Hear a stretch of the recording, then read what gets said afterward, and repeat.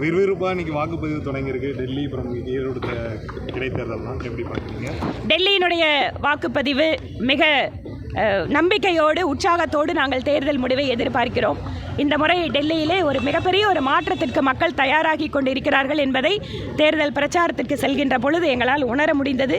ஒரு நல்ல ஒரு தீர்ப்பு இன்று அவர்கள் அதை எழுத துவங்கி இருக்கிறார்கள். ஈரோடு கிழக்கு உங்களுக்கெல்லாம் தெரியும், அத்தனை எதிர்க்கட்சிகளும் புறக்கணித்து நான் மட்டுமே சாம்பியன் அப்படின்னு சொல்லி களத்தில் ஒத்த ஆளாக நின்றுட்டு இருக்கிற திமுக சொல்லிட்டு இருக்காங்க. அதனால் திராவிட முன்னேற்ற கழகத்திற்கு ஈரோட்டினுடைய மக்கள் என்ன மதிப்பளிக்கிறார்கள் அப்படிங்கிறத பார்ப்போம். யாருமே எதிர்க்கட்சிகள் இல்லாத போது கூட மக்களை அடைச்சி வைக்கிறது பணப்பட்டுவாடான்னு ஒன்றுக்கும் குறைவில்லாமல் அவங்க வழக்கமான பாணியில் பண்ணிகிட்டு இருக்காங்க. பார்ப்போம். யார் அந்த சாருங்கிறத மாநில தலைவர் அண்ணாமலை வெளியிட தான் போகிறேன், அந்த கால் டீட்டெயில்ஸ்லாம் என்கிட்ட இருக்குது அப்படிங்கிறத எப்படி பார்க்குறீங்க?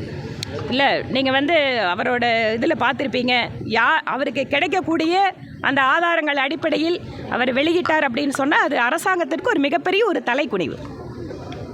ஒரு சிபிஐ விசாரணை ஒரு விசாரணை போகக்கூடிய அளவிற்கு ஒரு கிரிமினல் சம்பவம் தமிழகத்தில் நடந்திருக்கு.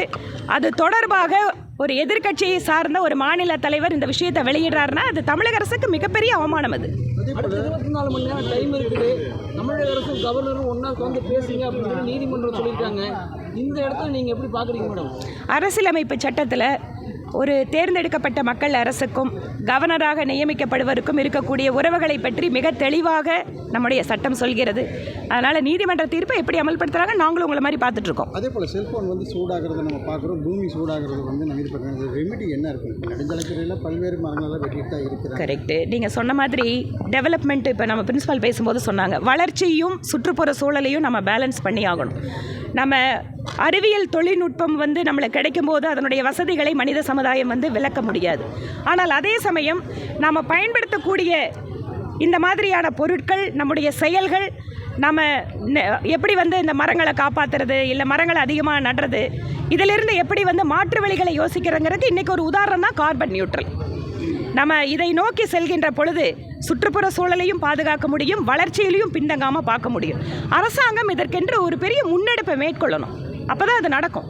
என்னடால் வெறும் சர்க்குலர் எழுதி வச்சா பத்தாது, எல்லா தரப்பையும் இதில் இன்வால்வ் பண்ணணும். கோவை மெட்ரோக்கு 154 கோடி ஒதுக்கியிருக்காங்க நிலம் எடுக்கிறதுக்காக முதற்கட்டமாக. அதை எப்படி பார்க்குறீங்க? சேம் டைம் இனி கூடுதலாக நிதி ஒதுக்கி வேலையை வேகப்படுத்தணும்னு கோரிக்கை எடுத்துருக்காங்க. கோவை மெட்ரோ தொடர்பாக சட்டப்பேரவையில் முதல் நாள் ஆரம்பத்திலிருந்து முதல் பேச்சிலிருந்து நான் தொடர்ச்சியாக பேசிகிட்டு இருக்கேன். அதனுடைய பணிகளும் நடந்துகிட்ருக்கு.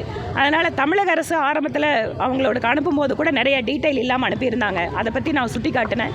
அதுக்கப்புறம் அது மெதுவாக துவங்கி இருக்கு. என்னவெல்லாம் மத்திய அரசினுடைய தரப்பிலே மாநில அரசுக்கு உதவி வேண்டுமோ அதை முன்னின்று பெற்று தருவதில் எப்போதும் நாங்கள் இருப்போம். நாளைக்கு விடாமுயற்சி ரிலீஸ் ஆகுது. விஜய்க்கு ஆதரவு கொடுத்தோம்னே அஜித்துக்கு ஆதரவு கிடைக்கும். நான் நேரம் கிடச்சுன்னா கட்டாயம் போய் படத்தை பார்த்துட்றேன்ப்பா. நேரமே இல்லை, எல்லாம் எலெக்ஷன் வேலை அது இதுன்னு சுற்றிட்டு இருக்கேன். நேரம் கிடைக்கும்போது நல்ல படம்னு வந்துச்சுன்னா நீங்கள்லாம் சொன்னீங்கன்னா போய் பார்த்துட்றேன். ஓகே, தாவேக்கான ஜாதி ரீதியாகவும் பணத்தை கொடுத்து தான் போஸ்டிங் வாங்குறதாகவும் போயிட்டு நிறைய பேர் ஒரு கட்சி ஆரம்பித்தவுடன் அதனுடைய முதல் நிர்வாகிகள் ஒரு அறிவிப்பிலேயே இவ்வளவு தூரம் குளறுபடிகள் இருக்கிறது என்றால் ஒரு அரசியல் இயக்கம் எப்படி அடுத்த பரிமாணத்திற்கு அடையும் என ஒரு சந்தேகமாக இருக்கிறது. ஓகேக்கா, நன்றி.